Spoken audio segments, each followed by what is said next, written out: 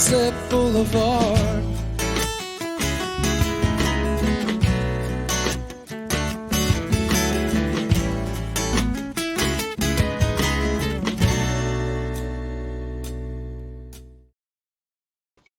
Hey everybody, how's it going? It is Wednesday night. It is 5 o'clock here in the mountain time, and I find myself sitting in front of a computer talking because, well, that's what I like to do, sitting in front of computers talking. And how is this for irony? I woke up this morning, I knew I wanted to wear whoa, that was nice and blurry. I knew I wanted to wear a shirt and tie. I knew I wanted to go this way, okay? And so I was going through and I decided, you know what? It's the holiday season.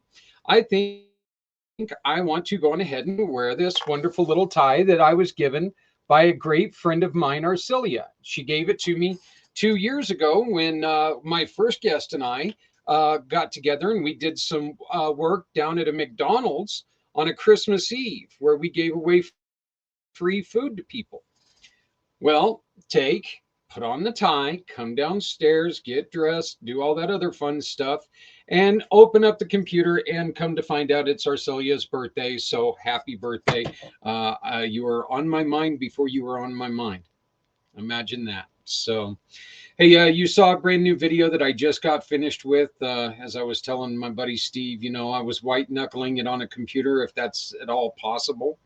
But you're going to see that first video was from VIV, which is Vive.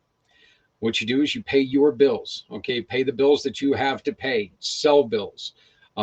There's internet bills. There's all kinds of bills, home security, many things. And these aren't from, the small companies.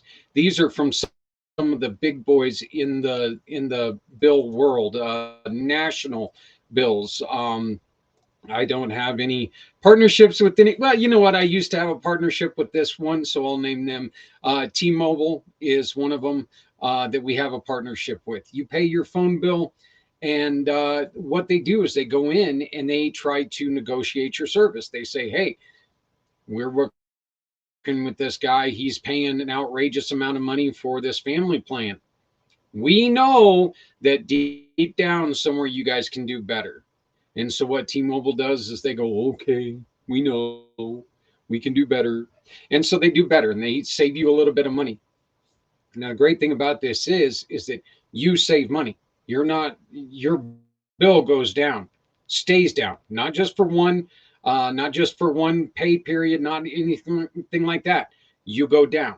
Okay, your bill goes down, and all you had to do was go through the link that I just put in the chat, and this link right here. That's all you have to do is go there. With the money that you're saved, Viv takes and donates a portion of that back to Community Dare to Care, Community Pay It Forward. So we're able to continue to do the outreach that we love to do. This is a very great thing. I love this program because you know what? You save money. We get a little bit of portion to help us continue giving away stuff that people need. And you please remember, our outreach is always free, okay? And it's available to anybody. If they say they need help, we try to help them. We can't do this without the help of everyone out there.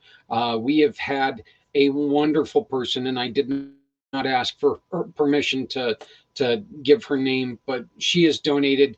I know that she's in the process of moving, and she has donated 6 boxes, tons of clothing, sheets, dishes, and some wonderful stuff that it's not garbage, folks. This isn't like going to a lot of those garage sales where you go to the garage sale and look, oh wow, look, here's a pair of butterfly collar short sleeve shirts from, well, my dad's closet.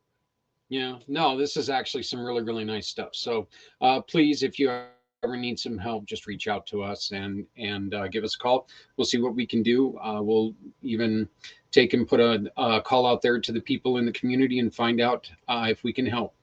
Please remember at Community Pay It Forward, 80% of any purchase made through one of our wonderful partners is going to go to a mission of your choice. What are these missions? These are people who have asked us for help. They say, hey, look, this happened to us, or nonprofits from around the world. I was like going, whoa, wait, slow down on the world. No, but we do have schools in Africa. So yes, around the world. And so all you have to do is simply shop with our wonderful, wonderful family partners. You're going to meet two of them tonight. And all you have to do is shop with them, hire them. They do the work. They bill you at the end. One of or both of these guys, let's put it this way, both of these guys could be really, really good for you, because it's not you who actually pays the bill a lot of times. It's your insurance company who pays the bill. Just saying, you get to support people by sticking it to the insurance man. Okay, so you're not going to stick it to them. It's not like they're going to go broke or anything, but it is what it is. But still, you get to support some wonderful people out there who need a lot of help simply by getting stuff done. If you own a home, you're going to want to make sure that your home is well taken care of. Both of these individuals, Mr. Steve Solis, who's my first guest tonight, and Mr. Mike Martinez. Steve works with roofing, and Mike Martinez works with mold.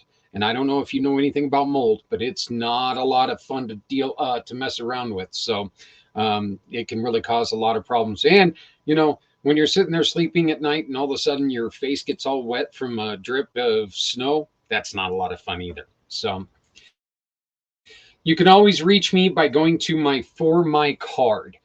For My card is very, very simple. It is a business card on your phone. You share it with the QR code, or you just give people the link. You text them this link right here.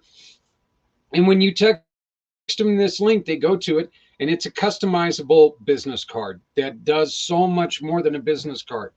I don't know how many times I've tried in the last week to pick up one of my old business cards, these things, and I hit the website. It doesn't go to the website. Okay. You go to my For My card, you hit the website. It goes directly to communitypayitforward.us. It goes straight to my email address. Matter of fact, it has a place on there that says call Zach, text Zach, and it comes straight to me. You're also able to find out more information about things like Community Mission to Rescue 22. February 22nd is coming up. It's coming up real close. I know that because it's like right after Christmas, and a week ago, Christmas was a little ways off. It's not a little ways off anymore. It's right here. So that means Community Mission to Rescue 22 is also coming up. This is very, very important to us, because this right here, this job form is how you can get involved. You can be one of these wonderful partners of ours, and you can be right here with us and stand with us and tell our veterans, tell our heroes all over the United States that we care and we don't want to lose you. We are losing 47 heroes on average every day. JR from the Veterans Ranch in Florida put out a post the other day telling us how we had lost 44 in one 24-hour period. This is just, the numbers aren't going the right way. They're just not. There's no easier way to say it. The numbers are going the wrong way, and we need to make sure that we really work on this. Folks, right now, if things don't change, by the time I'm sitting here this time next year, we will have lost over 17,000 individuals who raised their right hand and gave that oath to our country.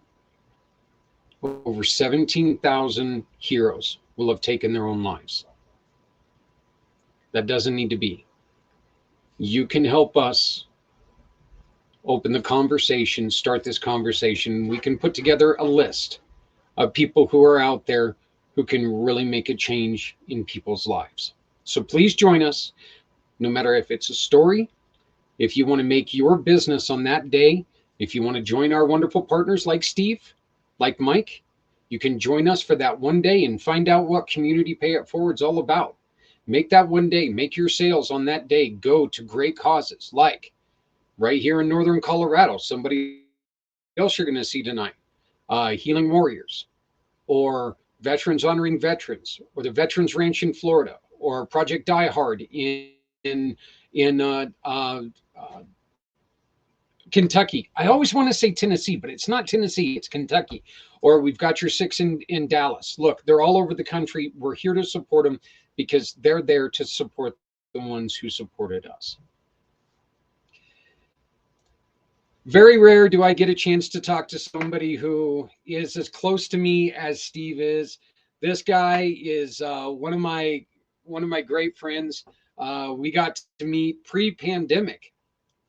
There was a life pre-pandemic. I know it's kind of hard to remember. It's been a while, but Steve's been a great friend of mine. Hell, the guy showed up at my wedding. So, and he only had like an hour and a half notice, something like that, because I'm so prepared on everything. We know this. So, but I gave him all the time in the world to get here and said, where are you when you were late? I didn't, but the thing is that he's a great guy. He's a great friend. He's done a lot for this company. He's done a lot for people out there. And I think the greatest thing I can say about Steve is he doesn't stop trying. Okay. If he's not going to, he's not going to climb up on your roof, take a look and say, well, you know what? I can get this job if I just kick this one shingle off. It's not like that with him. Steve has integrity. Steve stands behind his work and he stands behind his crews. And he is one hell of a balloon artist. Okay. I mean, this guy, he can do some things with balloons that, sculptors can't do with stone. So, I mean, he is very, very talented and a great friend of mine. And I am very, very happy to welcome in Mr. Steve Solis. How you doing, brother? Great. I'm doing good. Thank you for that. That's quite humbling. Yeah. Every word meant. Every word meant. You've been a dear friend for. I cannot believe that we have to go through that. We had the whole AD, BC things, and now we're post pandemic, pre-pandemic. So now we've got a new way of telling times. So, but you and I have done quite a bit of stuff together. Steve, how long have you been roofing? Oh man.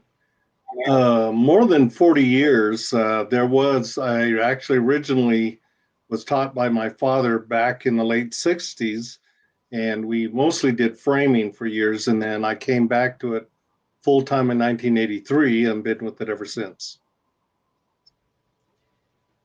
One of the reasons why I really wanted to reach out to you is because we have had hellacious winds and the threat of snow here in the Greeley area. We haven't got hit other than a small dusting yesterday, but we haven't got hit with that.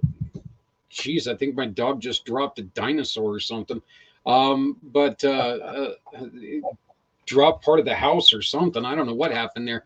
But anyway, there's we know right now in the United States there's just some terrible storms going through, and I thought this was a perfect time to talk to you.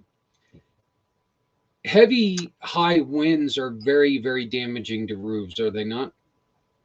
Yeah, well, there's several things to be considered with it. Actually, it hasn't been an incredible amount of years before the International Residential Code required a certain wind rating for products that were out there.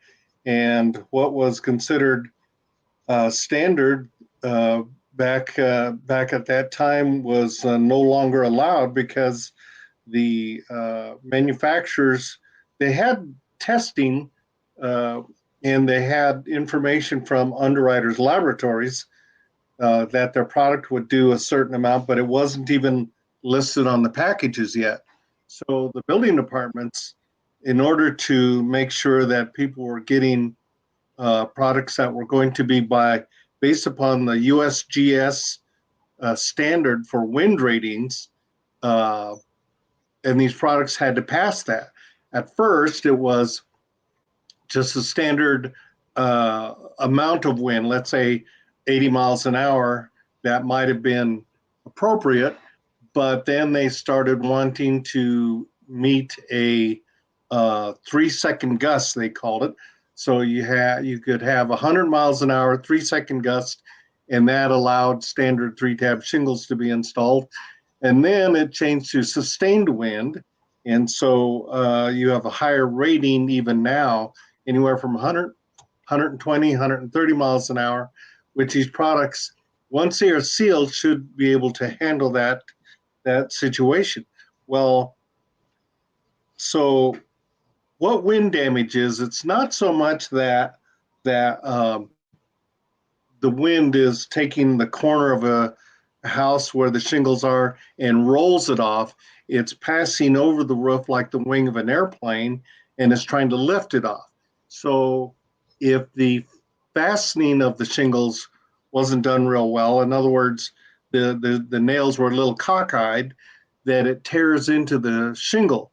And so after so much time of trying to lift it off of there with these high winds, that after several years, maybe 5 years, the shingles start pulling up and over off of the roof, and it takes a number of shingles with it.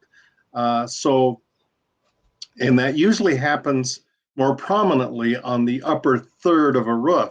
So it kind of depends. So product type, wind rating type, installation practices, all have to be done appropriately. So it is important who puts on your roof. It is important to know that the people that are your salesperson, the production manager in our company happens to be the owner of the company, whoever oversees the work, and the roofers themselves. How long have they been doing this?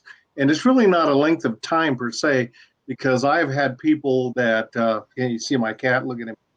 Yeah. This one guy claimed to have had a license in the city of Denver, which back in that time was the standard for the metro area. He claimed he had a license in Denver for 16 years, but I'm telling you what, I wouldn't have this guy put the shingles on my doghouse. I mean, it was really bad.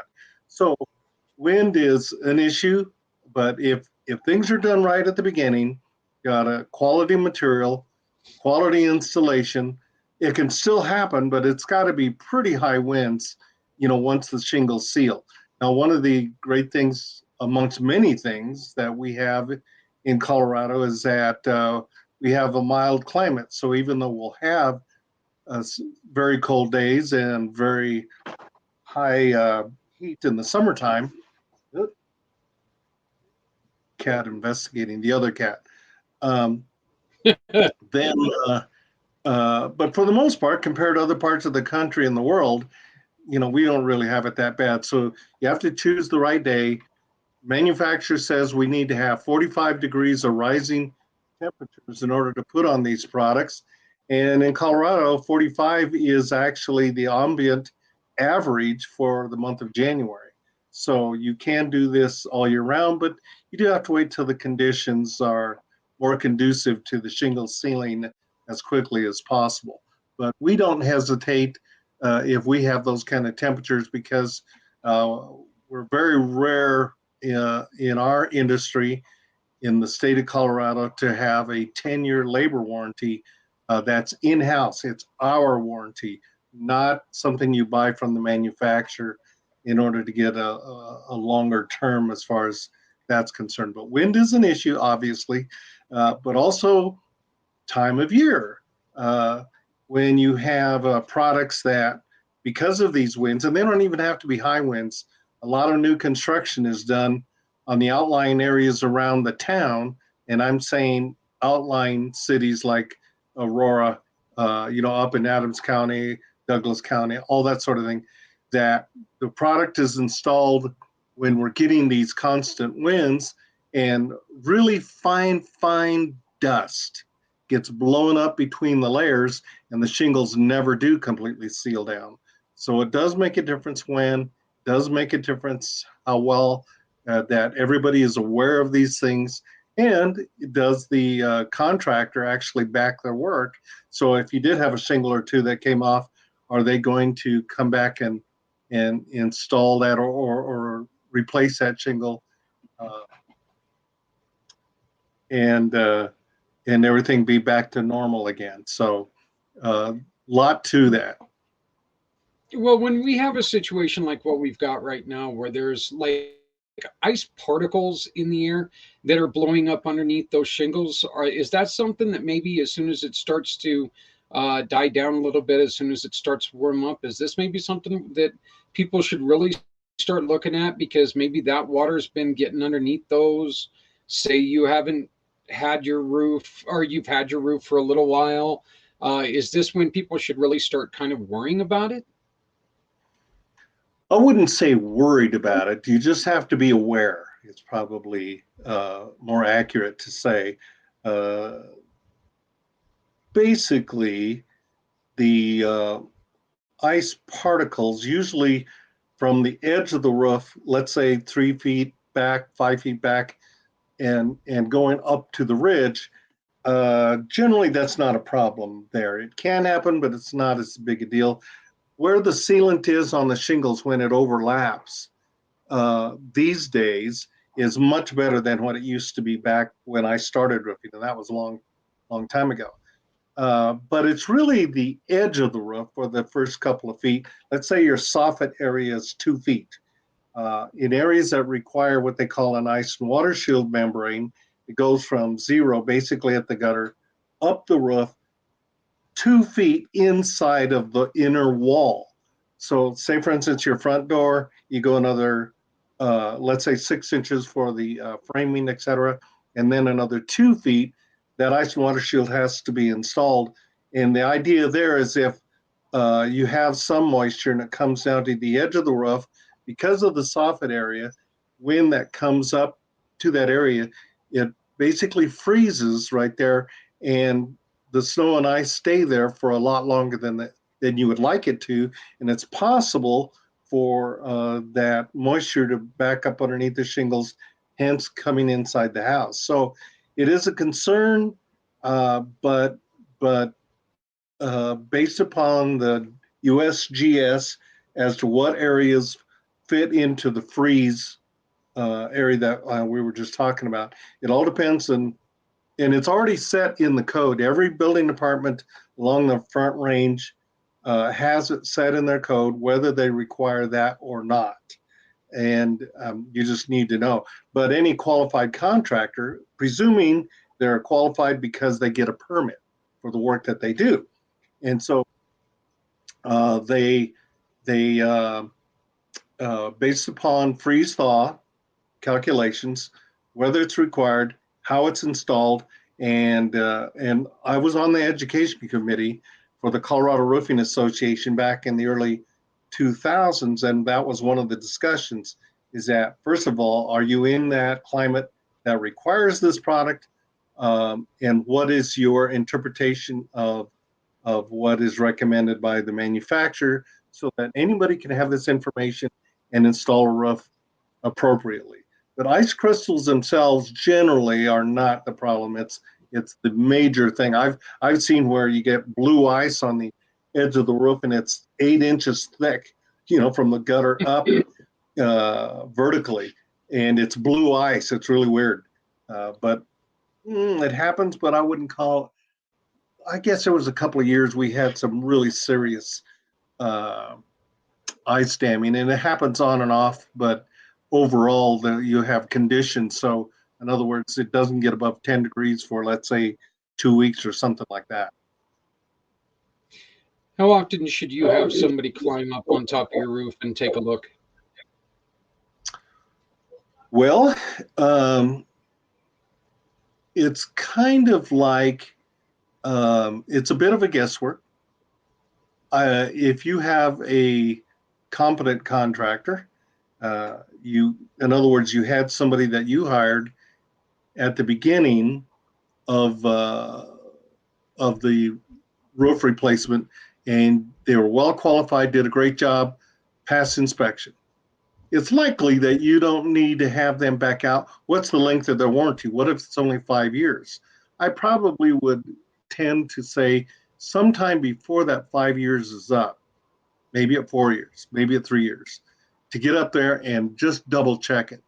The warranty only covers, it's a limited warranty, so there are some parameters on how this should be done, and you're not allowed really to make any changes. Say, for instance, you want to put a swamp cooler on your roof, and you neglect to tell your contractor that put on that roof, and somebody else came in, cut a hole, put the swamp cooler up there, and then it leaks. Whose fault is it? It doesn't fall underneath our warranty anymore because somebody altered the roof that we put on. So the homeowner has to go back to the swamp cooler installer. And that has happened to us. You know, people said, hey, your roof is leaking. Well, no, it wasn't our fault. What occurred, it was you had somebody else come in and they altered the thing. But I would say, let's say you had that same good group come in. They did a good job. Everything went well. You have them come in, let's say at 4 years, take a look. Does everything look okay to you? Is there anything we should be concerned about? Because we only have one more year left on your warranty, and I need to make sure that we move forward well. The second thing involved with that is if something happens in your life that things change and you're now going to sell that place, you're going to, or use it as an investment property, you want to make sure that what's there is in good shape. So, depending on how well the job is done or not, might mean that you need to have it checked out quicker or sooner. Say, for instance, that after the first rainstorm, it did leak on the swamp cooler, and it was already there, the swamp cooler. And because there was a problem, you probably want to call them back in a little bit sooner, maybe after a couple of years, and have them double check everything to make sure it's in good shape. And then as time goes along, you could probably lengthen that time, to 3, 5, 8 years, whatever, before you have it looked at again. But definitely before you're planning on actually letting go or renting that particular property, because people are notorious for not taking care of their investment property, oddly enough. Out of sight, out of mind. That's something that you see it when you're driving up, but you don't really think No about doubt. it, and it's it's kind of like we all complain about having insurance Yeah. until we need to have insurance. Let's go on ahead and real quickly move on to your other passion, which is your balloon art. You are one of the most talented people when it comes to twisting a balloon that looks like a deflated hot dog and turning it into some wonderful, wonderful art. And One of our you ladies from tell, our referral group called me the most unique person in the group, and I'm not sure if that's a good thing or not. But anyway, I think she meant it positively. yeah, it might have been after I was gone then. So, you can see a lot of his work right on his personal Facebook page. So if you want to look him up, you can see some of him. He practices all the time. He shows you examples of what he's working on. You're almost like, and I truly do mean this as a compliment. You're almost like an athlete. You put more time into this craft, because you do take this serious. You want to go out, you want to have a good time, you want to put out some quality product, and you want people to have fun doing it. You don't want just the kids to walk away going, "Wow, look!" You want mom and dad to do that too, and Right. I've Right. seen it. Right. Mom and dad have usually come back and said, "Hey, what can you make me?" Well, that is a fact. I did a birthday party for the 50 and over crowd, so everybody turns into a kid. So there's no doubt about that. And roofing, because I've been in it so long, I really don't study much on that. I mean, I try to be up to date on products and materials and installation and all of that. But every night I practice several things, but one of them is balloon art, and I do that 1 to 3 hours every day. I've been doing it for 19 plus years now, and I'm working on stuff all the time. Now, every once in a while, I will post something that wasn't my original. I I have friends all over the world that are masters at this. I mean, they make my stuff look like it's simple. I mean, just amazing things. And so I think I understand enough about the methods and techniques that people use. And if there's something that's there that I haven't tried, I'll go ahead and do that just to have it part of my repertoire. I don't even know how many things I do. I'm guessing over 200 variations, um, but I don't use them all when, let's say, I'm at a restaurant because I don't have time to do things that are longer than 2 or 3 minutes. So uh, you've seen my unicorn hat, and that takes 8 minutes, 7 balloons, and 2 LED lights I put into the eyeballs, and it's very popular. You know, I should have meant put Which one is together just, for you. I mean, it's just honestly one of the cutest damn things you'll ever see. Seeing these little kids running around with these little lights that are bobbling on the side of their head, you know, and it's a real quick, please tell us, and I love this story. Please tell us the story about when you went down and the little old ladies down in when you went on a mission. Oh man. Well, I knew a lady here in Denver. She's still doing this. She's about my age, and so she's been twisting balloons for I don't know, 50 years, something like that. Anyway, she's super good and one of the most wonderful people I've ever met. And we had a booth at the roofing company at the Garden and Home Show, and I was walking through, and she was hired by a window installer to twist balloons and draw a crowd. And I was really amazed at not only what she did, but how many people, how many young kids were in line to get a balloon, and of course the parents were there to look at the products, and she had like 20 kids waiting in line. It was phenomenal. So I said to her after watching for a while, I said, I've got to learn how to do this. And she says, well, I give lessons, but it's got to be in groups of 15 or 20. Well, where was I going to find 15 or 20 people that wanted to do this? And so I kept the idea in my back pocket. And then I went ahead and my church was going to send a group to Uruguay to replace the roof. Look at there. And uh, they wanted somebody to do origami because they were going to make hats for the kids and balloon animals. And I said, hey, I've got a friend that will give us lessons if you don't mind. And but they didn't want to take the time or pay the money. So she sent me down. I called her up, told her my dilemma. I have 2 weeks. What am I going to do? So went down to the place where she gets her supplies, picked up a book, a video, bag of balloons, and a pump, and just started practicing. In 2 weeks, I learned to do 17 characters, so I knew I was on my way. But I was down there, and we were working our tails off every day. We were replacing a portion of a roof. Here's my famous one of my dragons. I make several, and I'd be sitting there with these different churches, and there might be 10 kids, there might be 50 kids. There was no way to know. And so the other people that were supposed to be helping me do this, I didn't tell them that I was taking these lessons and that I had increased our repertoire from 2 to 17. And so they were so embarrassed they quit making them themselves, and I was doing all the balloons. But here I am twisting the balloons for the children, and there was a group of senior women. There were no senior men, and they're sitting there and they're watching me and they're commenting in Spanish. And I'm not fluent, but I know enough to be dangerous, right? So um, I'm I I'm know sitting enough to there and know I'm that I'm doing. getting yelled at. So then this lady, these ladies were sitting there watching me, and so they were commenting. And after I'd be done with the children, I'd go sit in the middle of these ladies, and I'd say in Spanish, "What do you want?"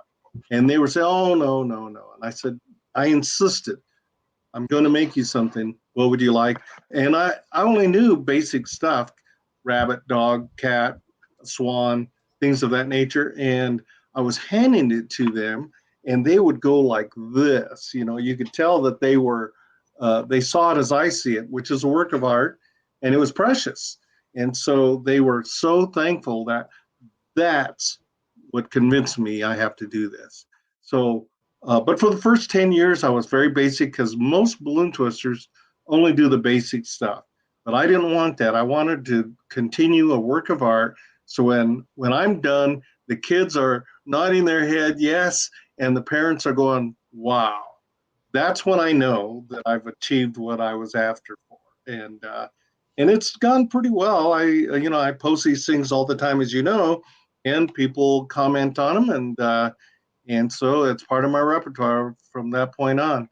So, like I say, I don't even know how many I do, but I just have a ton of fun. If I'm where it's mostly adults, uh, the women love the flowers and the teddy bears and polar bears, right?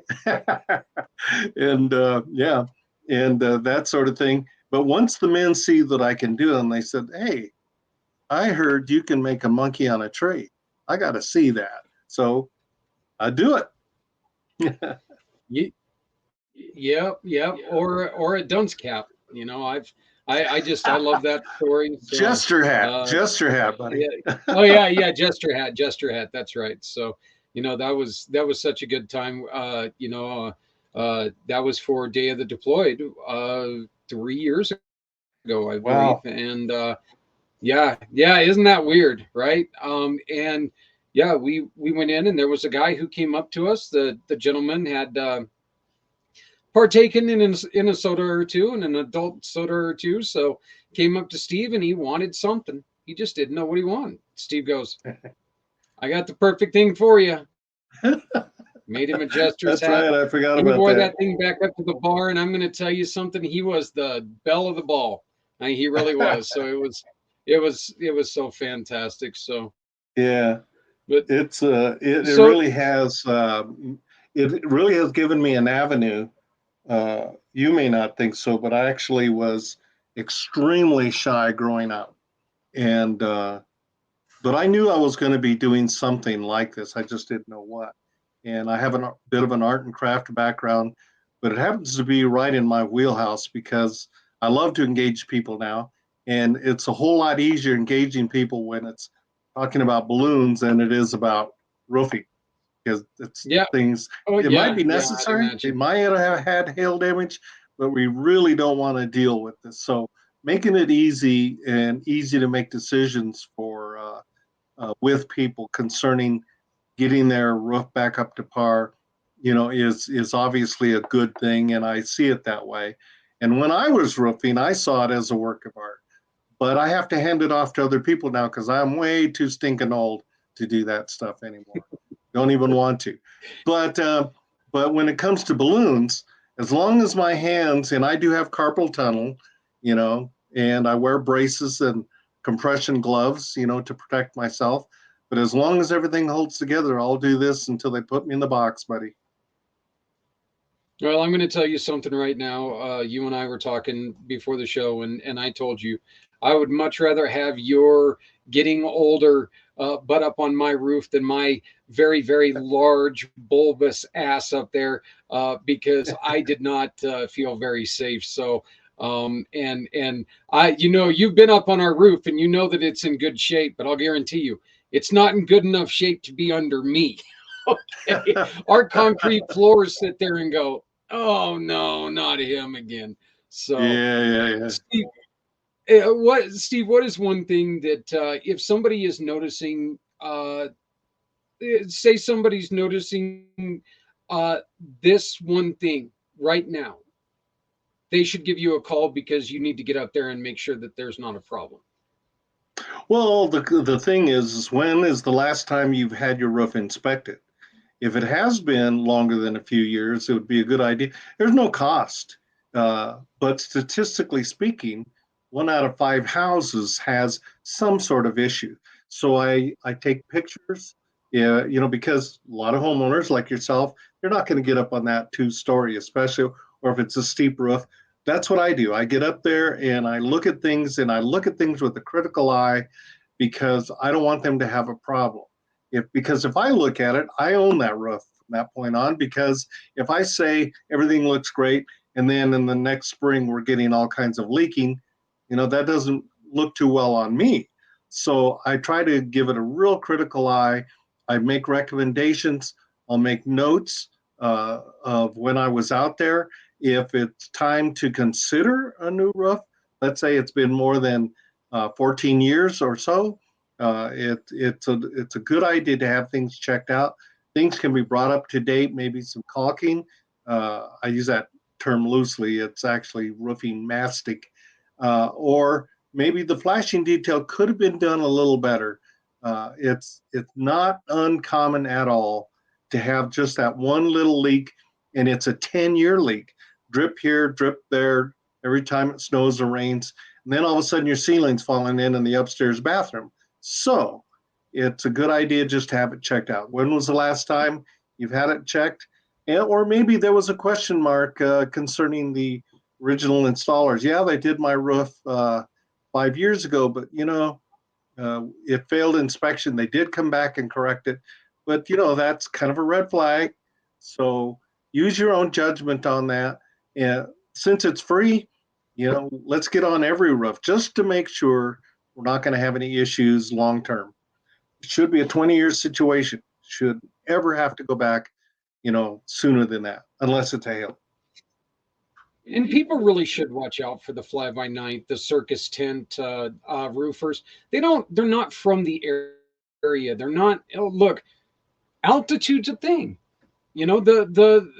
Everything that we live with every day, it's stuff that they're generally not used to. So how can you make sure? How can they guarantee that something's going to hold up if they don't know what to expect? Right. Well, thing is um, as I said, just because they've been roofing a long time, even in the Colorado, doesn't necessarily guarantee anything. So getting references, maybe, I used to provide with every one of my potential customers a folder with all the information, some brochures, and in there I have uh, uh, the contact information for, let's say, 30 homeowners, not necessarily in your area, but let's say 30 of the last roofs we did.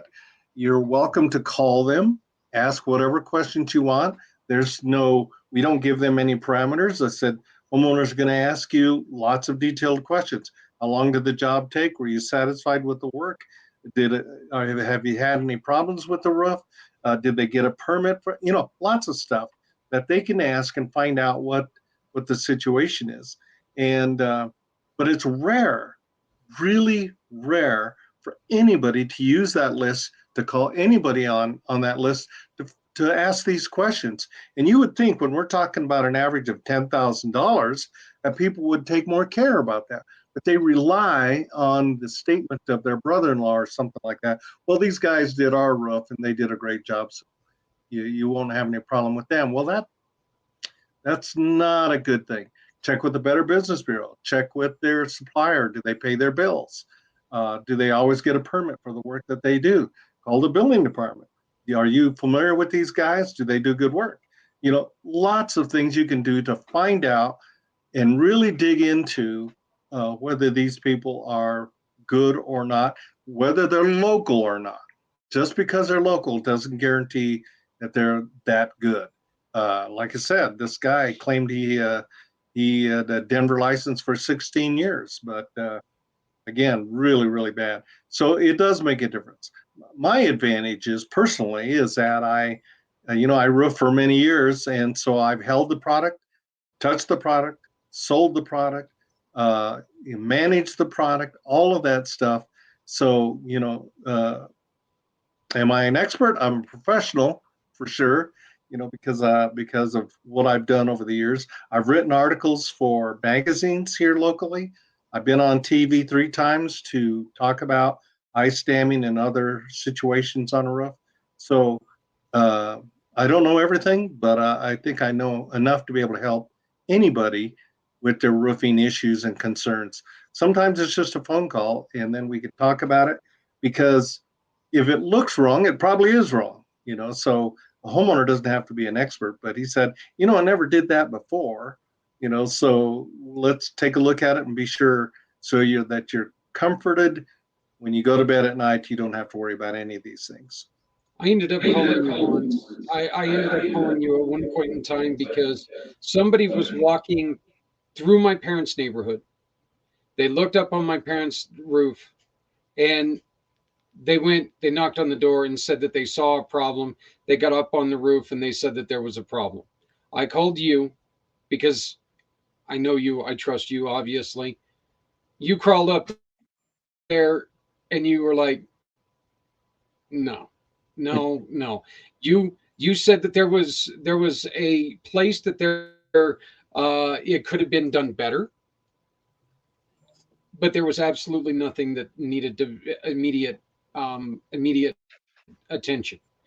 Right. That to me is something that, that first off, you know, you're the guy, you're one of, you're the one I'm going to call because of this right here. You're part of the program.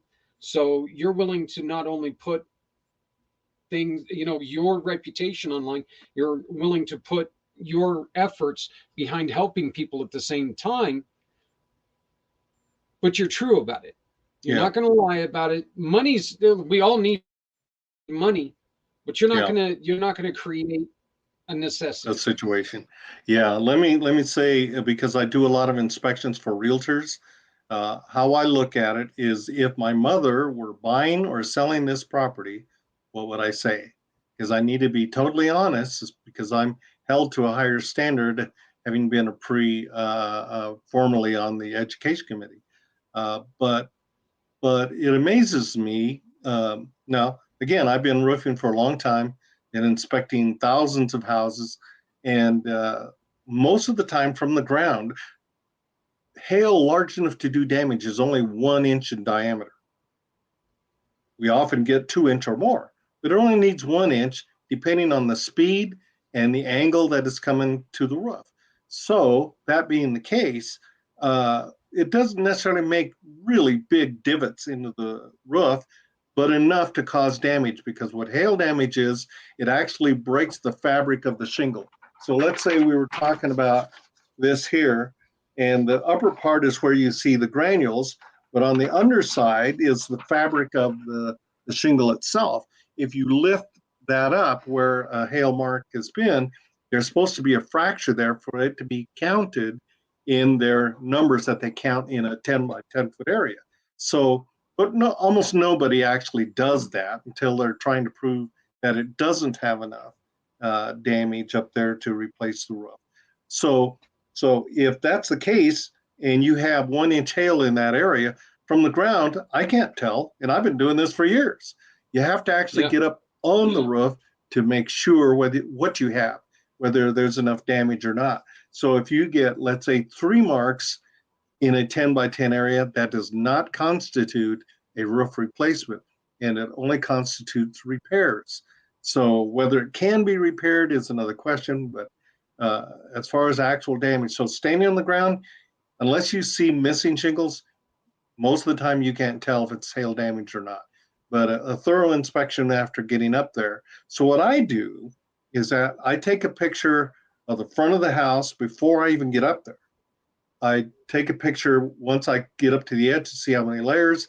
I stand on top to take pictures vertically, and all of the projections, the vents, pipes, dormers, the flashing details. And then I show the homeowner, because they can see on my camera the first picture I took, because I've only been on their house. There's nothing else in that profile except their pictures. So I can prove to them, without them ever actually getting up on the roof, what is the condition of their roof. So that way they know that I'm being totally straightforward and honest and make an informed decision. Well, my brother, I cannot believe that we've already spent 50 minutes together. It's amazing. We just don't get to talk near enough. That's for sure. So, but hopefully, we're going to be talking to each other again here in the next couple days or so. But I want to thank you so much for joining us. And please, you can reach out to Steve at 970-646-8108. 970-646-8108. You have questions, you have concerns, you want a balloon, a balloon artist for your party. Special balloons, buddy. Yeah, special. Special balloons. That's right. There you go. This is the guy to talk to. And every time, remember, every time you hire this gentleman, he gives us a referral. And 80% of that referral goes to somebody in the community who could really use your help. So, Steve, thank you so much, my friend. Thank you. Always love talking. Just never get to do it enough. So yeah, well, you and I both know 50 minutes is nothing. yeah, well, yeah, that's right. So All right. you know, we've eaten pizza together for longer than 50 minutes. That's it. All right, brother. You have a good evening. You Say too. hello Thank to you, my sir. friend Mike Martinez. He's a great guy. Yeah, I will do that. All right. All right. Talk to you later. Steve Solis of Independent Roofing. I will tell you, I mean, really, Independence Roofing, I always get that wrong, but I will tell you, look, the guy's got integrity for miles and miles. You need somebody to talk about him that's not me, just, call me up and I'll have my parents talk to you about him. They've almost got scammed a couple times, and Steve was there to make sure that they were taken care of.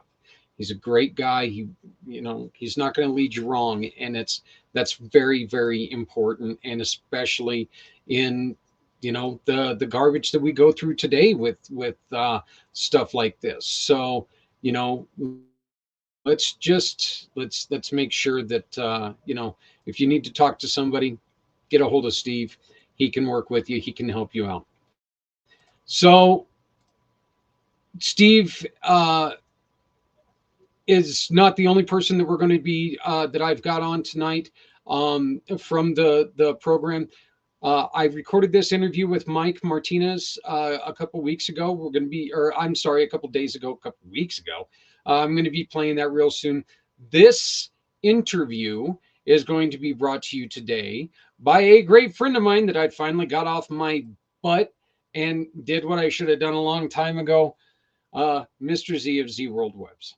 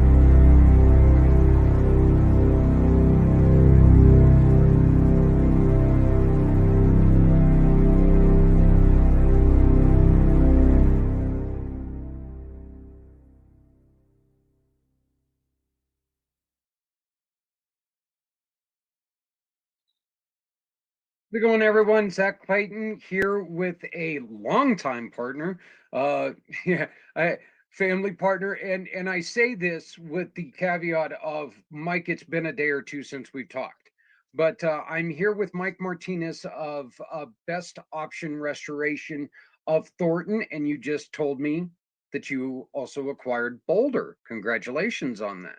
Thank you. Thank you. Before we continue with a lot of the questions, why don't you just explain what best option restoration is? Yeah, absolutely. So, Best Option Restoration, we are a property cleanup restoration company. We specialize on water damage, fire damage, mold damage, storm damage. Honestly, any kind of messes within the property, we clean up. So, we are an emergency based company. We are open 24/7. So, if someone calls us at 2 in the morning or at 2 in the afternoon, we will be there to help them out if needed. That's great. Your area of service, your name says Thornton and Boulder, but you go as far north as Fort Collins and in my area here in Greeley. Yeah, absolutely. So we are a franchise. So we do have different teams around the whole Denver metro area. We have a team that's located in Lakewood. We have a team in DTC. We have a team in Highlands Ranch. We also have a team in Parker. We got a team in Thornton and one in Boulder. So we got different teams located in the whole Denver metro area so we can respond to people's emergencies in a timely manner.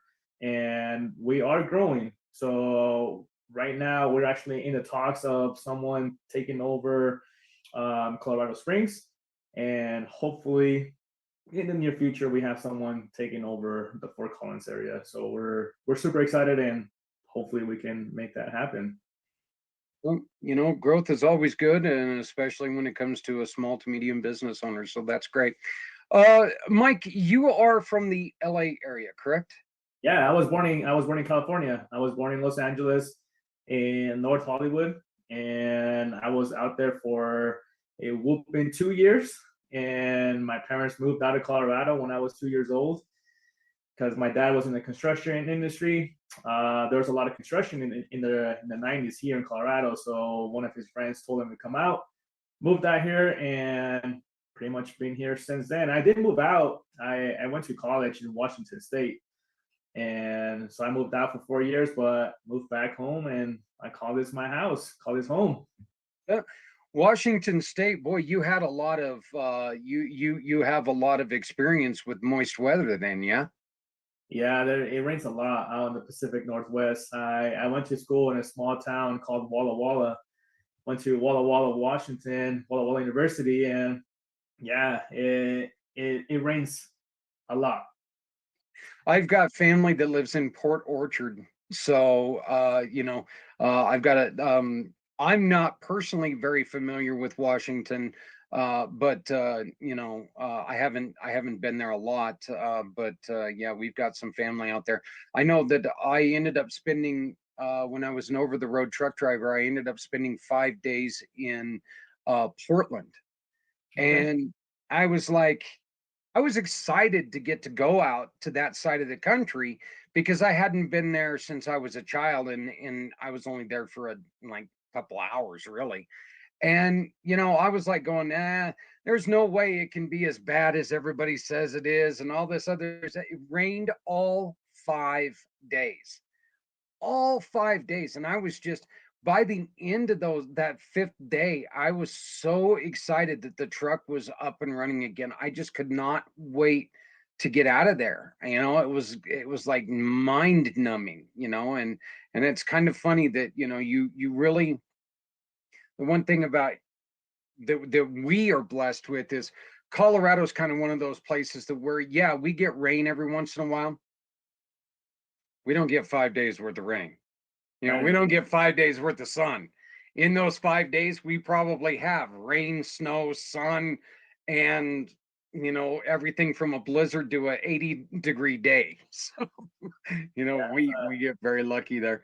What are some of the things that you personally enjoy about being here home in Colorado? There's a number of things that I like about Colorado. I mean, one of the first things like you mentioned is the weather. I like the sun, and we get an average of 300 days of sun, and that's the one thing that I really enjoy about Colorado. But you know, so there's a lot of people move to Colorado because of what we have. We have the outdoors. You got skis. We're going into the winter months soon, so people going up to skiing, going snowboarding.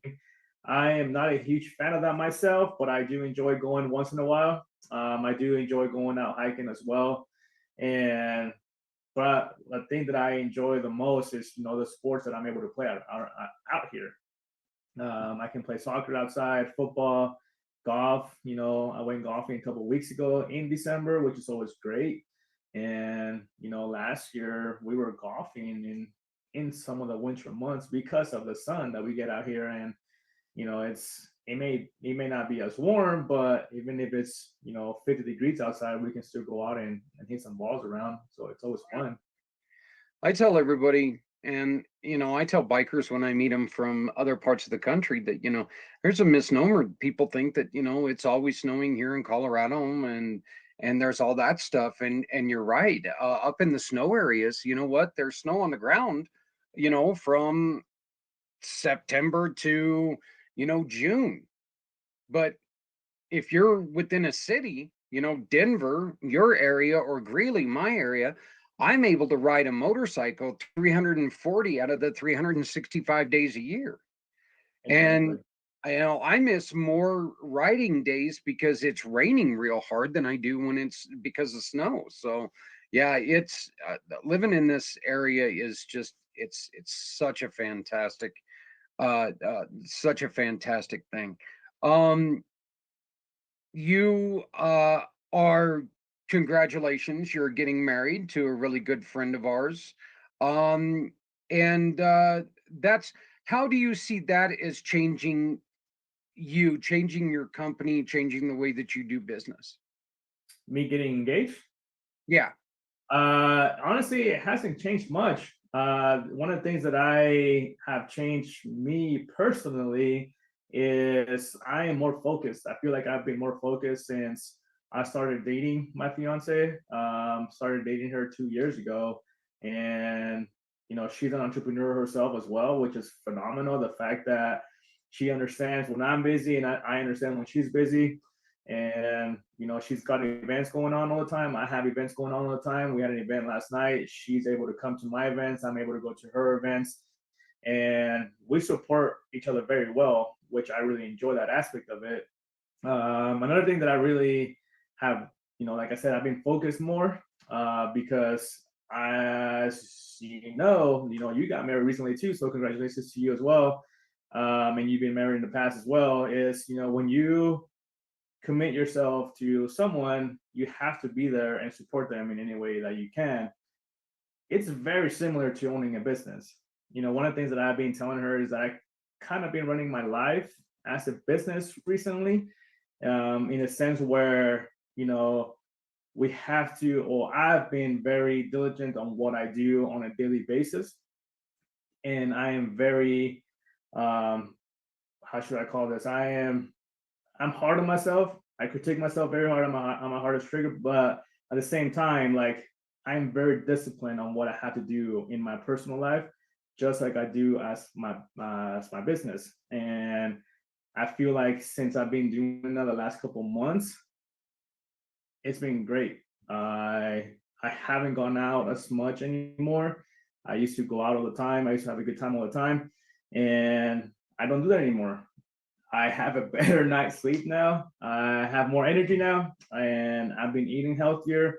I've been going to the gym. I've been, just being more self-aware of what I have to do, and that has reflected on my business as well. Because my business has, when I am more disciplined with myself, my guys and my people see that in me, and they do the same thing. And I am focused on myself in the mornings. I dedicate myself to do what I have to do in the mornings, and then travel that to work. I do what I have to do at work, and it's been great. Scheduling is something that, and I don't want to speak for you, but scheduling is something that I really had to focus more on when it came to trying to schedule even my personal life, because during my brief stint with the single life, you know, there was no schedule. If I was up, I was working. That's it. I was working. You know, put in stints of 24 to 28 hours straight work, or uh didn't work for a day, whatever. And watch some watch some hockey and slept in. That's one of the things that you really have to learn when you're doing both, is that you got to remember this isn't just you anymore. There's more of a schedule that you have to keep, right? 100%. And scheduling for us, it's key. I I do have a set. I don't have a set schedule for a particular day, per se, but I do have a schedule for the week. So one of the things that my fiance and I do is we look at our schedule for the week, and if we have events going on in the evenings, then we're like, okay, hey, I'm going to be gone this evening. Just plan ahead. But we do try to at least take off about, you know 2 to 3 hours, if not more, in the evenings, just for us to spend time together. I think that's very important. You know, it's important to take care of yourself and be there for your families, because, as you know, business is always going to be there. Business is going to come and business is going to go. You're going to have your ups and downs. That's just part of life. It's part of business. But the person that's going to be there through your ups and downs is going to be your significant other. So spending that time with them, it's very important for us.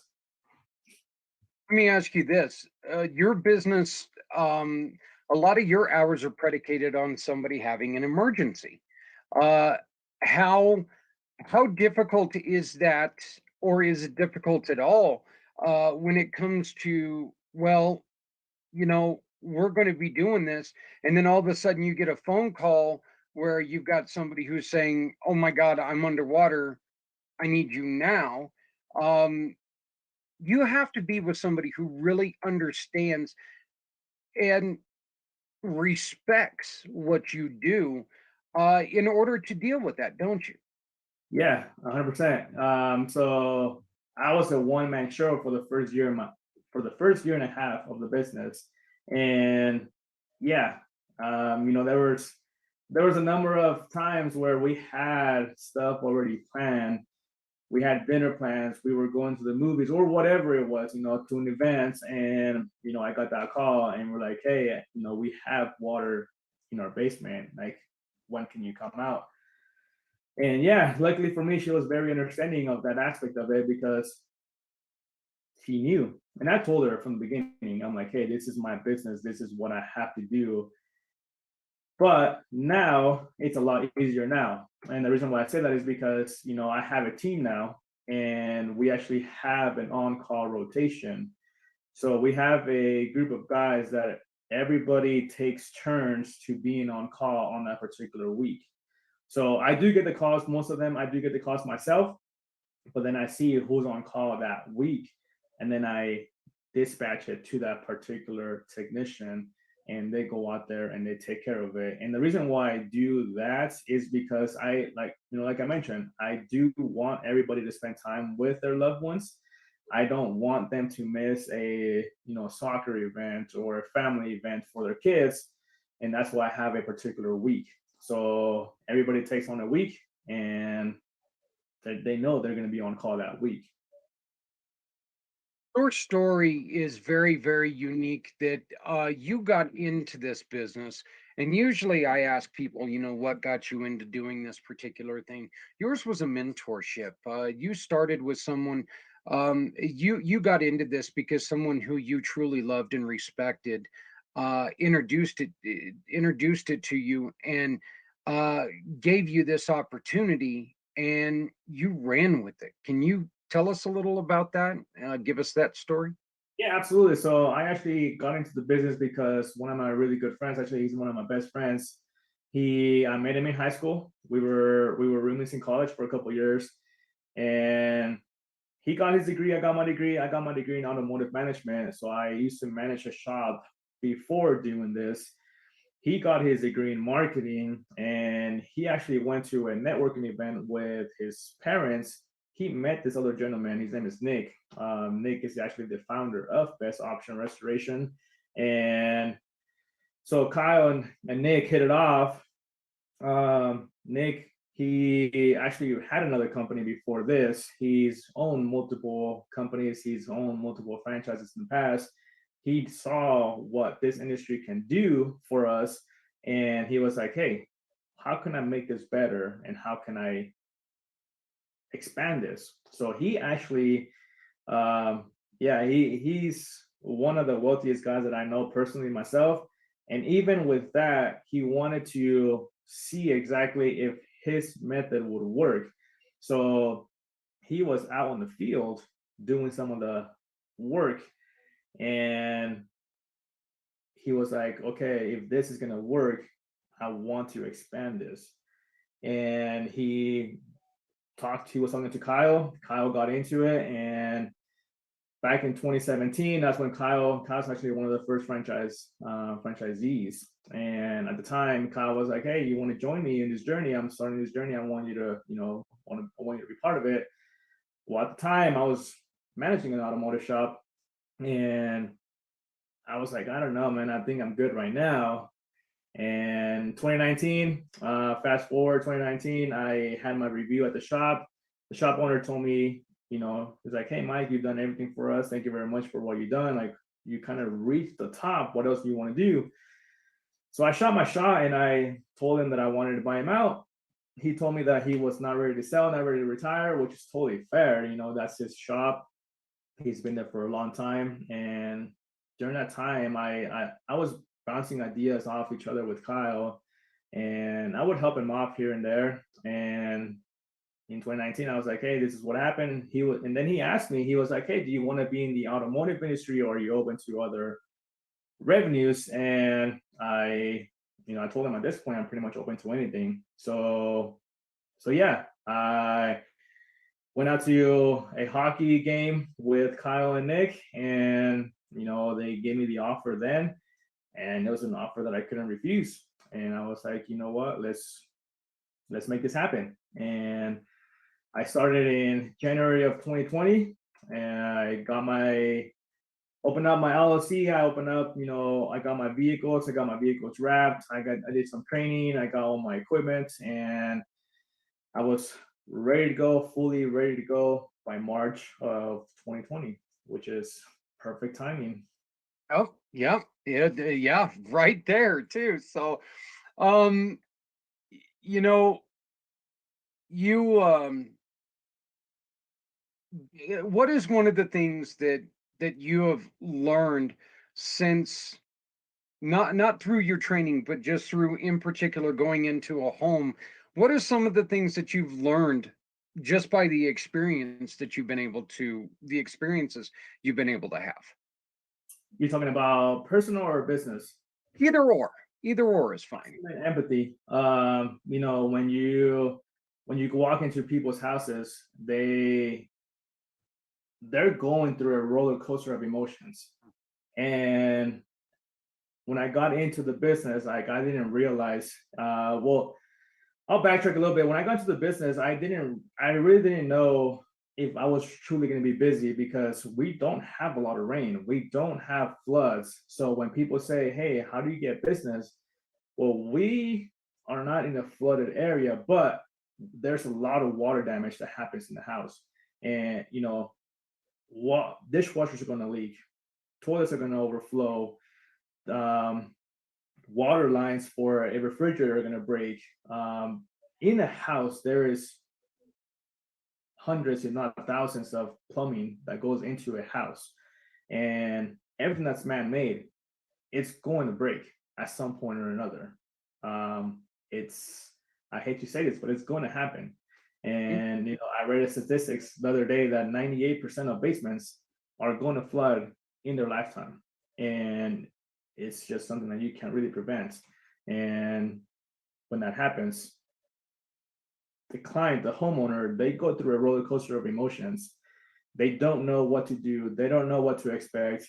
And that's when we come in and we help them out and we make them feel like, hey, you know, I understand you're going through a lot right now.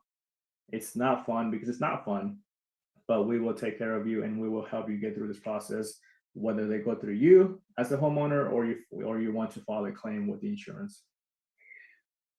Mike, mold is something that's very, very serious when it comes to health. Mold can kill you. Black mold. You cannot just take and find some black mold, slap some kills on it, and say done. Right? It's not that easy. When you're dealing with microbial growth, yes, mold is very bad. It's not good for you. It affects different people different ways. Some people are immune to it. They don't get sick. They don't even feel it. If you breathe it long enough, yes, it will harm you. There's other people that are more sensitive to it. So it does affect everybody differently, but you cannot go in there, spray bleach, wipe it down, and apply cleos. That's just not going to happen. It's one of the things that I've read and I've seen is, you can just spray bleach and you'll be good. Well, that's not the case. If you had raccoons in your attic and you fogged it, yes, you may kill the raccoons, but they're still going to be there. So you have to go up to your attic and actually clean and get rid of the raccoons once they're dead. That's the same thing that you do with mold. You go in there, you actually remove the affected area, you apply your antimicrobial, you scrub it, you clean it, and then you encapsulate it afterwards. Well, during that whole time, you want to make sure that the space that you're working on is contained. That way you don't spread it around the rest of your house. What are some of the things, and I warned you that this question was coming, so here it is. What are some of the things that you do that is a little bit different than, we'll say, industry standard? So one of the differences that we do in the water mitigation is that we actually add, thermal heat. So we add heat when we are in someone's property. And the reason why we add heat when there's water damage is because, heat evaporates moisture. Well, we have our dehumidifiers in there that pull the moisture out of the air. And when we add heat, it dries the structure a lot faster. So instead of having someone, like let's say a man with a fan going out to your property and they set, fans into your place, well, they can have those equipment there for about, 7 to 10 days. Well, we don't want that.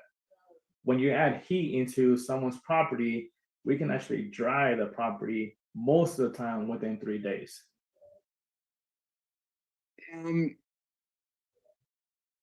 And other places do not do this? Not that I've seen. Okay. So what are some of the things that you would tell people to look out for? Which aspects of it? As far as what are some of the telltale signs that you would tell people, hey, look, if you see this, you need to give us a call? I mean, there's different scenarios. We do a lot of things in our industry. So when you're talking about water damage, obviously, if you see water, make sure you address it sooner rather than later. If you have a slow drip, if your drains are draining slowly, contact the plumber to go out there and clean your drains up. And because if there's a slow drain, it's an indication that's going to back up soon. So get the drains cleaned out. If you see that, when you're dealing with mold, once you see mold, don't touch it because you can spread it around the rest of your house. Don't touch it. If you see it, call a professional and have them take care of it in the proper way. And when you're dealing with fire, fire can be in a kitchen area, but it can be soot around the rest of the house and in your contents. So we can go out there and make sure that there's no soot, that nothing's dirty in the rest of your house. And if there's soot, we can go out there and clean it, and we can clean your contents as well if needed. This is something that's extremely important to anyone, but it really, really important to people with respiratory issues, is it not? Yeah. People that are, when their immune system is not the greatest, it does affect them a little bit more. But like I said, I mean, I've seen some really healthy people get affected by it, and I've seen people that I don't think are as healthy not be bothered by it. So it affects everybody differently. I want to point out that you can find out more information about Mike if you go to communitypayitforward.us, best option restoration of Thornton, and you will find his landing page here. Mike, you got the phone number here is 720-620-3272. Is that still the best number to contact you? Yep, that is our office number. If you call that number, someone will answer at any given time. You're right. And best BO restoration /Thornton.com is the website. I couldn't I wanted to say email so badly, but that's not the right thing. So, but it is Mike at BO restoration /Thornton.com. Yep, that is my email address. If you want to reach the office, just put info in the front of it. So info@borestoration-thornton.com. And yeah, that is our website. All right, and we ask you if you're looking to get connected to Mike and you would like an introduction. We just ask you to give us a call, 970-909-0751, 970-909-0751, or of course you can always go to communitypayitforward.us and we will definitely help you out. Mike, it is great to get caught back up with you, my friend. It definitely has been way too long. So much of life happens. It seems like it happens in an instant. It just takes 2 or 3 years to get there. So we're looking forward to a continued relationship with you. How long does it usually take from point A to somebody getting to you when people call you with the problem? Is it pretty quickly, or are you guys backed up a little bit? We have projects that we have scheduled right now, but we always have slots available for emergency cases. So yeah, if someone calls us, we can have someone out there. If it's an emergency, we can have someone out there the same day. Or if they don't feel like it's an emergency, we can have someone out there the following day. So, we have different crews going on now, and we have a team big enough now that we are able to get things scheduled and also have teams that are standby if something comes up. Brother man, like I said, I do apologize for kind of dropping off the face of the earth there for a little bit, but like I said, you know as well as it goes that life takes a funny turn when you're trying to build relationships and build business, and kind of got fell into that a little bit. Your phone number one more time is 720-620. I'm being attacked by 2 dogs all of a sudden that just came from nowhere. Let me try this again, 720-620-3272. One more time, that's 720-620-3272.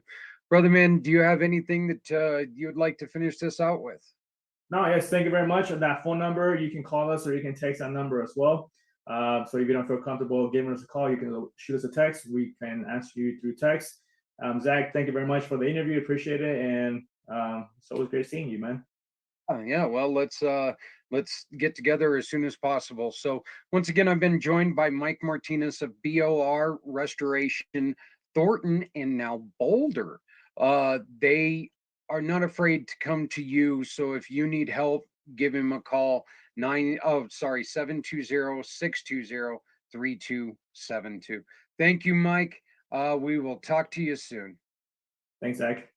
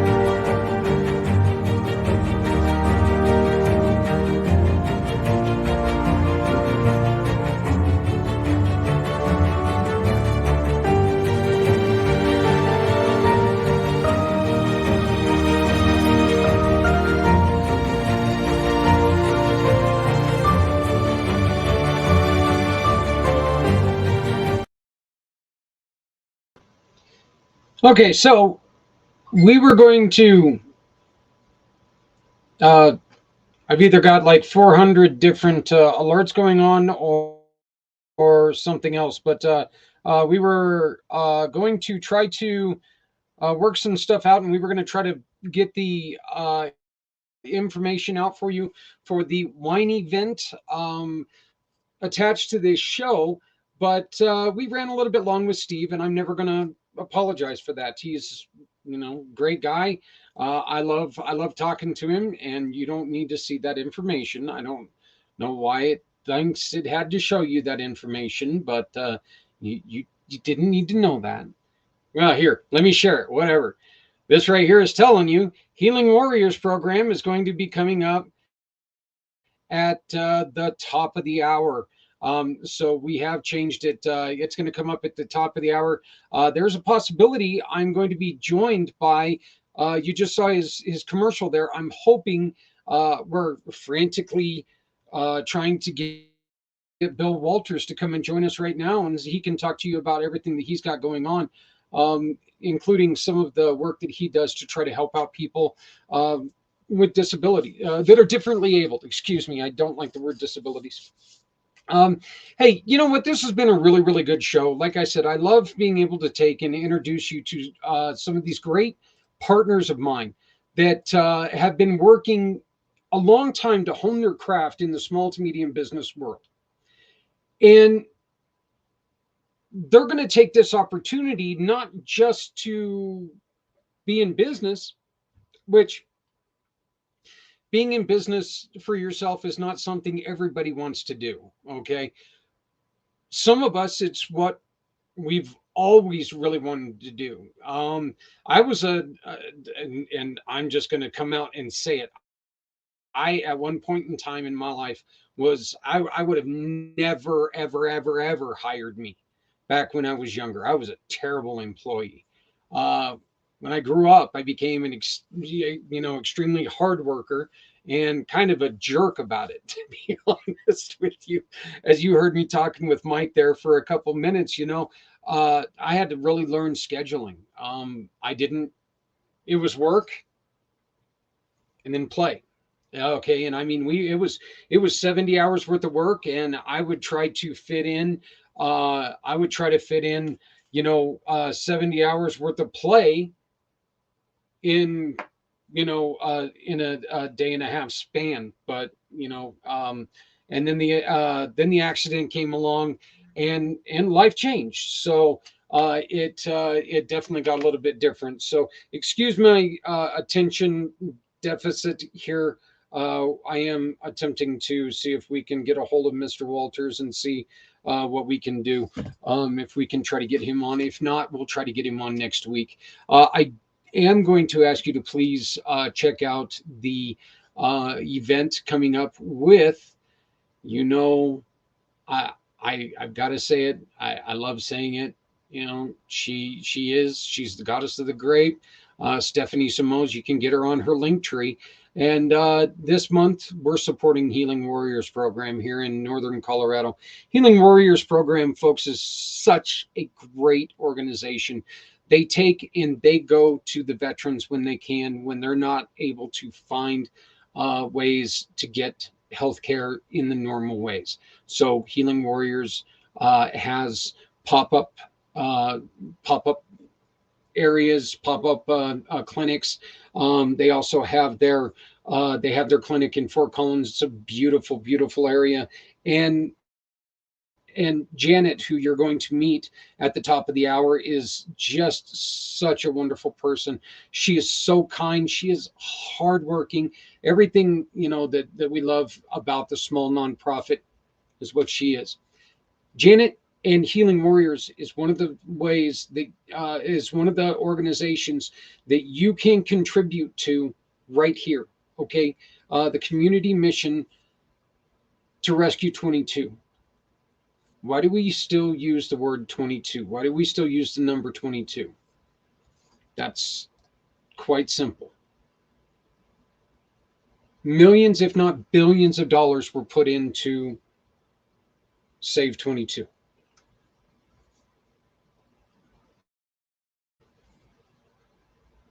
Millions, if not billions of dollars have not gone into Save 30, Save 35, Save 47. We need to use what we've got.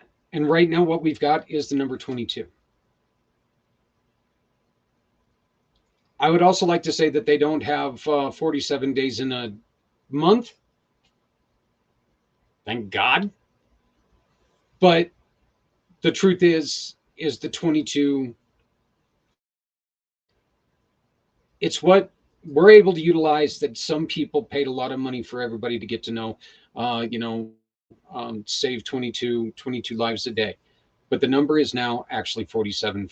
There are 47 on average, 47 losses of our veteran and current military heroes that make life-ending decisions every day.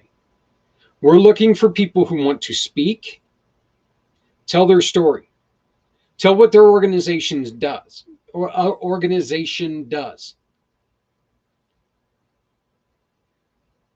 Tell good stories, tell bad stories, tell good stories that turned out bad, tell bad stories that turned out good.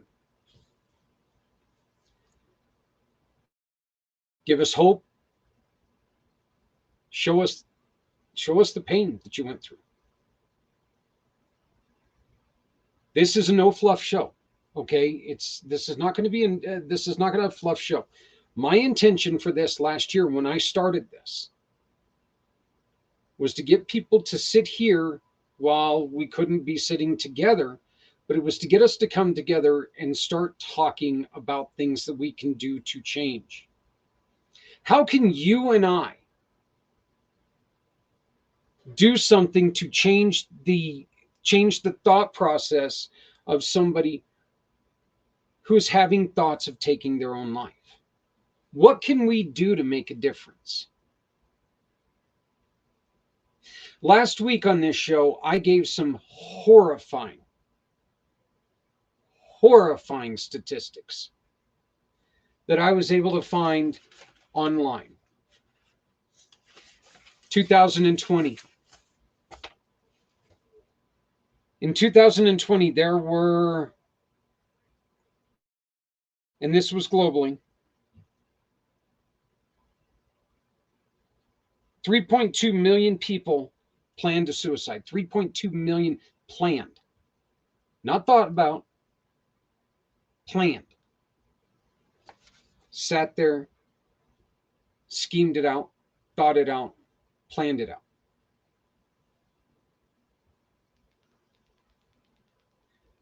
1.2 million attempted, took the next step.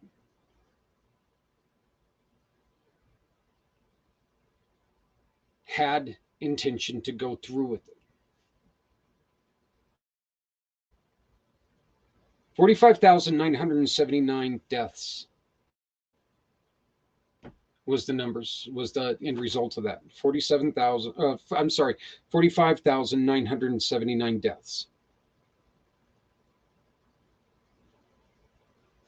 Twice as many males as to females. Yay! Breaking news. House passes a bill to avert partial government shutdown. I know this is not a joke, but let's be honest here. We go through this every year. They love not doing things properly. I'm sorry, I shouldn't have gone there.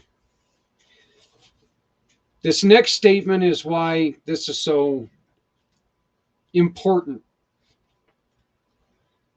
Because 1 year later, 2021, suicides in the U.S. increased to 47,646. That's all people, okay? That's everyone. That's not just veterans, that's everyone. But as I made mention before, earlier in this show, if we do nothing, if we don't make any changes, if the numbers stay where they are, which unfortunately is not the trend, if they stay where they are, when I'm sitting here this time next year, we will have lost 17,000 heroes to an end-of-life decision.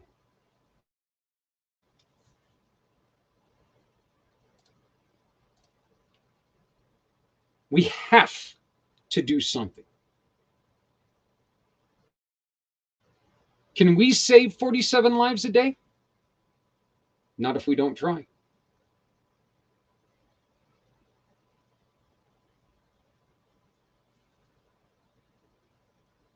The only thing that we can do that's a bigger disservice than nothing, well, there isn't anything that we can do that's a greater disservice. These individuals gave of their life. Let's spend this 22 hours together and let's come up with a way that we can talk to them in their language.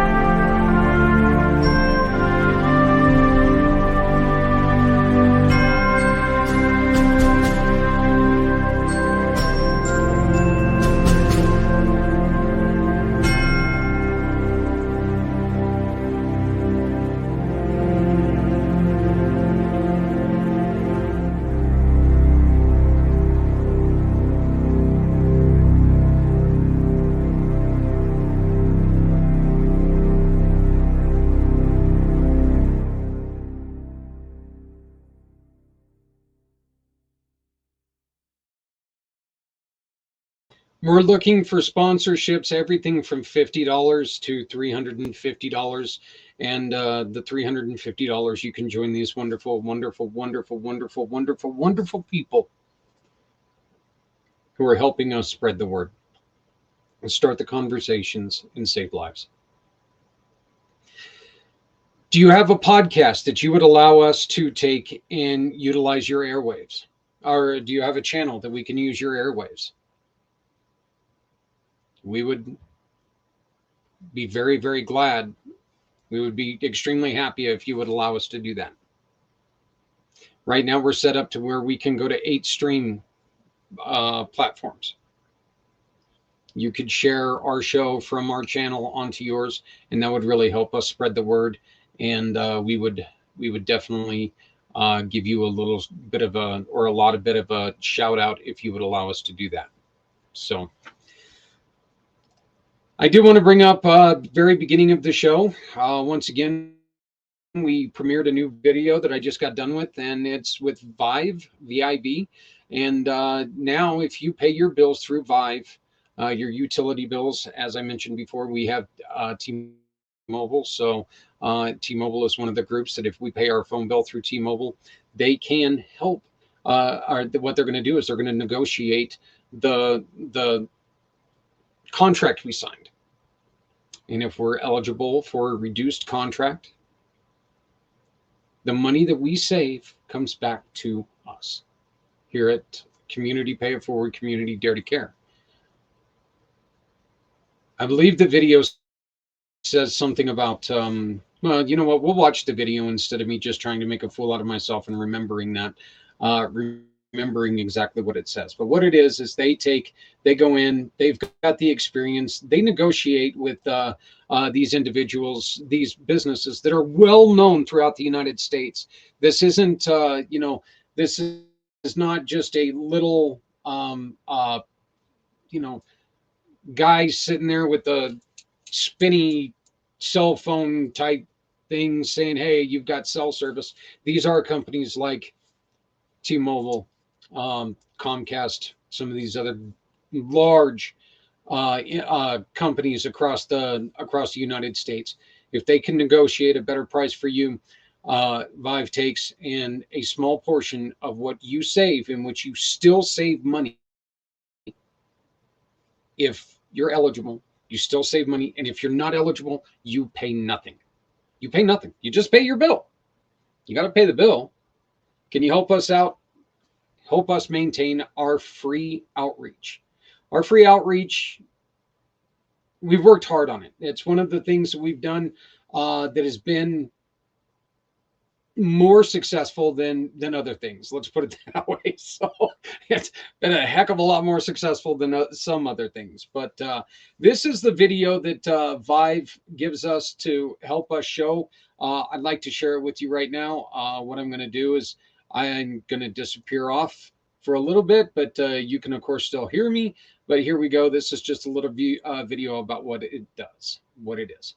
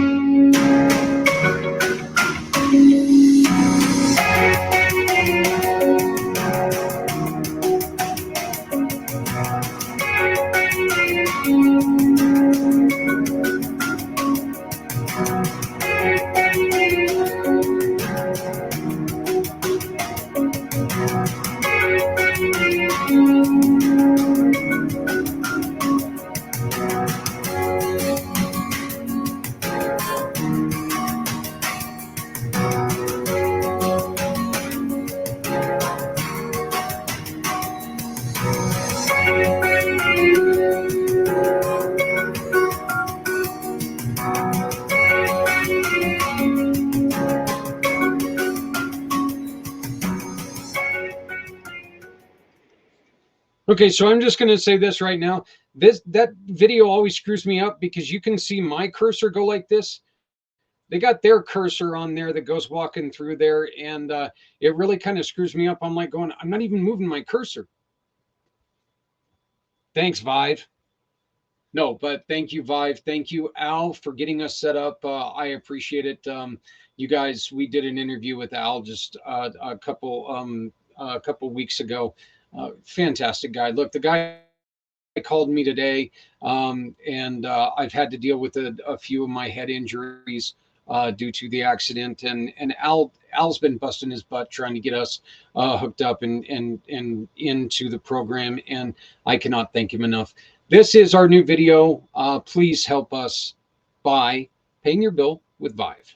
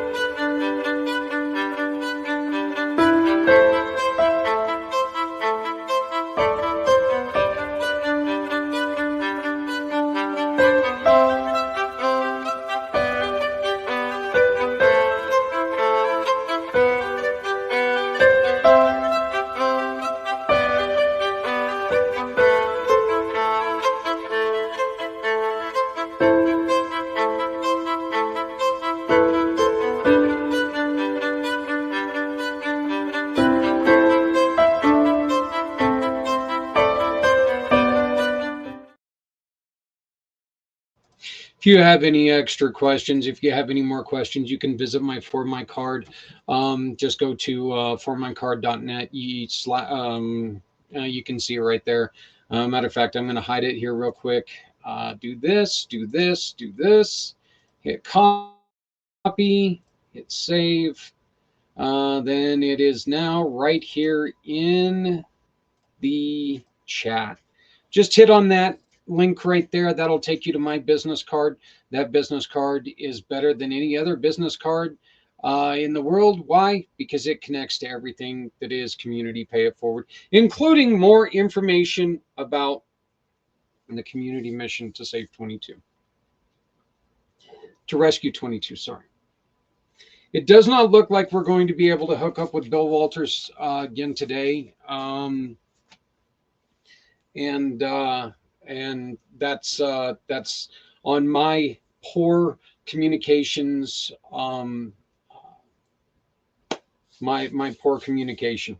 And I take the full and total blame for that. I do want to thank Mike Martinez of BOR Restoration from Thornton and Boulder. I also want to thank Steve Solis of Independence Roofing and Mountain Lion Entertainment. I'm just going to say it again, guys. If you're in Northern Colorado, you're looking for something that's different for your kids. If you're looking for something that's going to spruce up your restaurant a little bit, bring some kids in, keep some kids, keep them active yet occupied. Call on Steve, because the stuff that he does is amazing. He downplays what he does. Him saying that there are other people who make it, who make his balloons look like snakes. No. There's nobody who's ever accused that man of making a balloon look like a snake, unless of course he was trying to make it look like a snake. And then what he would do was give it like the hood, and probably swallowing a Volkswagen Bug, and he would do something miraculous to it and it would look great. Steve is a very, very talented individual, and both of those men that I introduced you tonight, integrity. I cannot say it enough. They both care, and they're both here for you. Not only are they here for you, but they give us a referral. 80% of that referral goes to someone who has asked us for help. If you go to communitypayitforward.us, once again, that's communitypayitforward.us, you're going to see up on the old, God, what are they called? Up on the old bar thingy there, the information bar. Ah, well, look at there. There's my buddy Brian from Project Die Hard. Please help them. They are still looking to reach their goal of $11,000 donated, and that will be doubled by an independent individual. So, but if you look up here, you're going to find the home tab. You're going to find verified partners, where you're going to find the great partners like Steve, like Steve and Mike. And then you're going to find our mission partners right here. These are the people who have asked us for help. We've got everything from 501c3s to nonprofits, animal missions, Community Cares Cub Club. These are all of our kids who who have asked us for help with school, church programs, club activities, so on and so forth. Community Dare to Care outreach and events. Community improvement missions. These are improvement missions that people are trying to do on their own. They're trying to take and they're not getting any government funding, but they can't swallow it all on their own there. Let us try to help you out. Families and neighbors who need our help. Folks, this is because of what I went through. This is because of when I was run off the road and spent 7 hours in a ditch. I woke up, I had a fractured skull, I had a fractured face, and I ended up having a broken neck. And they didn't find that broken neck for 3 years. Well, guess what? Went to the doctor, and my neck is straightened out, and there's torn muscles around it, cartilage, and bulging things that are bulging into the nerve. So there's part of my woe is me. We've also got a program. We've also got people who are trying to help healthy mind, body, and soul. This is to try to defeat the opioid epidemic in America. Of course, we've got our honoring our heroes, both country and community. Inclusion is for everyone because inclusion is so damn important. And supporting smart. Let me try this again in English. It's the only language I butcher because it's the only language I know. Well, I know biker too, but I don't want to talk like that on the computer. Supporting startup businesses and organizations, and we are adding, we're still working on how to do it, but we are also adding telling our histories, saving our history, saving history. You can't change history. You don't have to like it. You can't change it. It happened. Okay. There's a lot of history in there that, you know what, every single one of us wish we could have done something different. The only crime that we can do to history is not learn it.